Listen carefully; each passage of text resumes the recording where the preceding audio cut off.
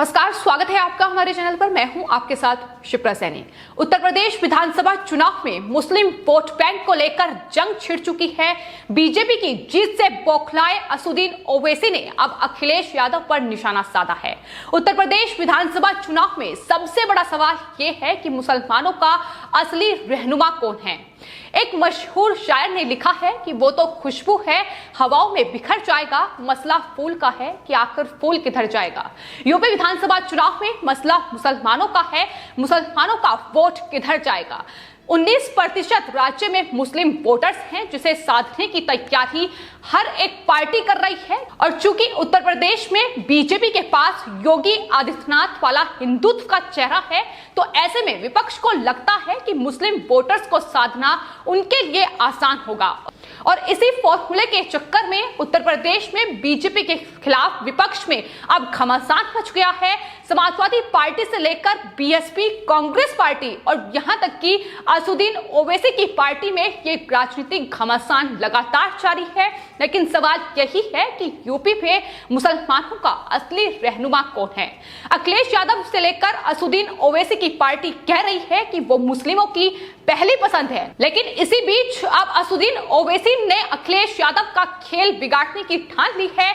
UP में 100 सीटों पर चुनाव असदुद्दीन ओवैसी लड़ेंगे, ये ऐलान उनकी तरफ से कर दिया गया है। लेकिन अखिलेश यादव पर सबसे बड़ा आरोप असदुद्दीन ओवैसी ने लगाया है। उन्होंने कहा है कि कई मुस्लिम पंचायत सदस्य तो चुने गए, लेकिन जिला पंचायत अध्यक्ष समाजवादी पार्टी का नहीं बन पाया और इसके लिए उन्होंने मुलायम सिंह परिवार को कटघरे में खड़ा किया है। उन्होंने कहा है कि अखिलेश और उनका पूरा परिवार मुस्लिम विरोधी है। इतना ही नहीं, ओवैसी ने ट्वीट करते हुए यह भी कहा कि मैनपुरी, कन्नौज, बदायूं जैसे जिलों में समाजवादी पार्टी के कई पंचायत सदस्य चुने गए थे, लेकिन बावजूद इसके जो दबदबा वाला इलाका है अखिलेश यादव का, उसमें भी जिला पंचायत अध्यक्ष समाजवादी पार्टी का नहीं बन पाया और सारे चुनाव हार गए। ये ओवैसी का ट्वीट है जो अखिलेश यादव पर उन्होंने निशाना साधा है। जाहिर तौर पर ओवैसी ये बताना चाहते हैं कि अखिलेश तो अपने ही गढ़ में हार गए, अपने ही गढ़ में ढेर हो गए और अपनी लाज भी नहीं बचा पाए। मुसलमानों के हक की बात वो करते हैं, मुसलमानों के वोट बैंक की बात करते हैं, लेकिन आखिर वो कैसे आने वाले वक्त में इन चुनावों में मुसलमानों के हक में लड़ेंगे। तो ओवैसी का ये ट्वीट अखिलेश यादव पर जाहिर तौर पर असदुद्दीन ओवैसी मुस्लिम समाज में ये संदेश बैठाना चाहते हैं कि वो बस उनकी लड़ाई लड़ सकते हैं, जबकि अखिलेश ऐसा नहीं कर सकते हैं। इतना ही नहीं, आपको बता दें, असदुद्दीन ओवैसी ने एक बार फिर से बीजेपी पर भी निशाना साधा है। उन्होंने कहा है कि बीजेपी से डरना नहीं है, बल्कि जमहूरी तरीके से उनसे लड़ना है। और ये पहला मौका नहीं है जब उत्तर प्रदेश में अपनी राजनीति चमकाने के लिए असदुद्दीन ओवैसी का ये बयान सामने आया हो। इससे पहले भी वो उत्तर प्रदेश के मुख्यमंत्री योगी आदित्यनाथ पर निशाना साधते हुए उन्होंने कहा था कि इंशाअल्लाह योगी को सीएम नहीं बनने देंगे, जिस पर योगी आदित्यनाथ ने असदुद्दीन ओवैसी का ये चैलेंज एक्सेप्ट किया था और कहा था कि दरअसल असदुद्दीन ओवैसी देश के बड़े नेता हैं और उनका वो चैलेंज एक्सेप्ट करते हैं। कटाक्ष सीएम योगी की तरफ से असदुद्दीन ओवैसी पर किया गया था, लेकिन उन्होंने साथ ही ये भी कहा था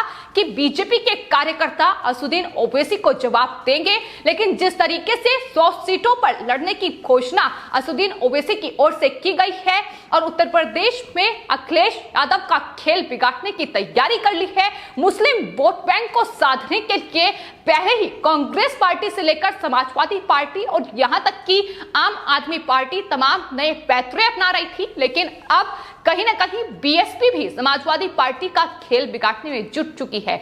बीएसपी सुप्रीमो मायावती का बयान सामने आया है। उन्होंने कहा है कि अगर अखिलेश को हराने के लिए उन्हें बीजेपी से गठबंधन भी करना पड़े तो वो उसके लिए भी तैयार है, लेकिन अखिलेश यादव को यूपी का चुनाव नहीं जीतने देगी, ये साफ तौर पर उनकी तरफ से कहा गया है। तो उत्तर प्रदेश में चुनावी घमासान की शुरुआत हो चुकी है और तमाम पार्टियां अब मुस्लिम वोट बैंक के लिए धार्मिक कार्ड खेल रही रही हैं, हिंदू विरोधी कार्ड खेलती नजर आ रही हैं। ये हकीकत है तमाम विपक्षी पार्टियों की जो लगातार देखने को मिल रही है। लेकिन अगर बीजेपी की बात की जाए, जो विपक्ष लगातार ये कहीं ना कहीं समझ रहा है कि मुस्लिम वोट बैंक बीजेपी के पक्ष में नहीं जाएगा। लेकिन आपको बता दें, उत्तर प्रदेश से लेकर जो केंद्रीय नेतृत्व ने तमाम बड़े फैसले मुस्लिमों को लेकर लिए हैं, फिर चाहे वो 3 तलाक हो या तमाम योजनाएं हो, जिसका लाभ जो है वो मुस्लिम वोटर्स को उत्तर प्रदेश में मिल रहा है। उत्तर प्रदेश में सीएम योगी आदित्यनाथ तमाम योजनाओं का लाभ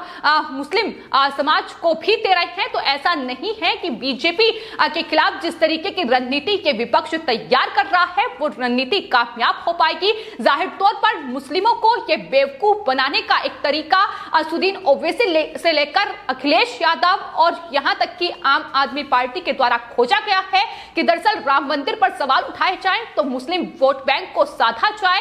अगर एक फर्जी वीडियो मारपीट की रिलीज की जाए तो मुस्लिम वोट बैंक को साधा जाए। ये तमाम कोशिशें हैं जो उत्तर प्रदेश 2022 में विधानसभा चुनाव से पहले सिर्फ वोट बैंक के लिए तमाम विपक्षी पार्टियां अपना रही हैं। असदुद्दीन ओवैसी अब उत्तर प्रदेश में एंट्री कर चुके हैं, लेकिन उत्तर प्रदेश में जो 19% मुस्लिम वोट बैंक है वो आखिर किसके खाते में जाएगा, ये आने वाले वक्त में देखना होगा।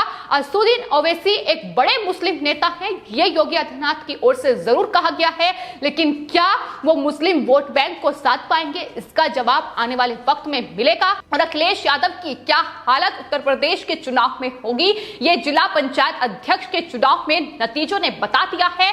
सिर्फ समाजवादी पार्टी को 6 सीटें मिली हैं, जो साफ तौर पर बता रही हैं कि उत्तर प्रदेश में अब समाजवादी पार्टी का राजनीतिक अस्तित्व जो है वो कहीं ना कहीं पूरी तरीके से खतरे में है। और वहीं अगर बात कांग्रेस पार्टी की जाए तो प्रियंका गांधी वाड्रा को जब से उत्तर प्रदेश का प्रभारी बनाया गया है कांग्रेस पार्टी का, तब से राज्य में कांग्रेस पार्टी पूरी तरीके से अब खत्म होती नजर आ रही है। तो उत्तर प्रदेश में 2022 विधानसभा चुनाव का ये मुकाबला अपने आप में बेहद महत्वपूर्ण है और इसमें असदुद्दीन ओवैसी की एंट्री आखिर विपक्ष को क्या कुछ झटका देगी, ये आने वाले वक्त में देखना होगा। लेकिन उत्तर प्रदेश में बीजेपी 2022 विधानसभा चुनाव की तैयारियां कर चुकी है, पूरी रणनीति तैयार कर चुकी है जिसके तहत वो आगे बढ़ रही है। और जाहिर तौर पर हाल ही में जो जिला पंचायत अध्यक्ष चुनाव के नतीजे सामने आए हैं, कहीं ना कहीं उन नतीजों ने ये साफ कर दिया है कि तमाम विपक्षी पार्टियां जो धार्मिक कार्ड खेल रही हैं, पंथ जाति मजहब के नाम पर राजनीति कर रही है। लेकिन सीएम योगी आदित्यनाथ का बयान सामने आया था, उन्होंने कहा था कि इस बार वोट मजहब धर्म से ऊपर उठकर लोग करेंगे और विकास के नाम पर वोट दिया जाएगा। फिर चाहे ये तमाम विपक्षी पार्टियां कितने भी पैतरे क्यों ना अपना रहे, फिर चाहे अखिलेश यादव किसी भी पार्टी के साथ गठबंधन क्यों ना कर ले, उन्होंने कहा था कि कोई भी गठबंधन बीजेपी के सामने नहीं टिक पाएगा और बीजेपी 300 से ज्यादा सीटें उत्तर प्रदेश में हासिल करेगी। तो लगातार आरोप प्रत्यारोप का सिलसिला शुरू हो गया है। तो असदुद्दीन ओवैसी ने जो अखिलेश यादव पर बड़ा निशाना साधा है, उससे अब समाजवादी पार्टी कहीं ना कहीं बौखलाती भी नजर आ रही है।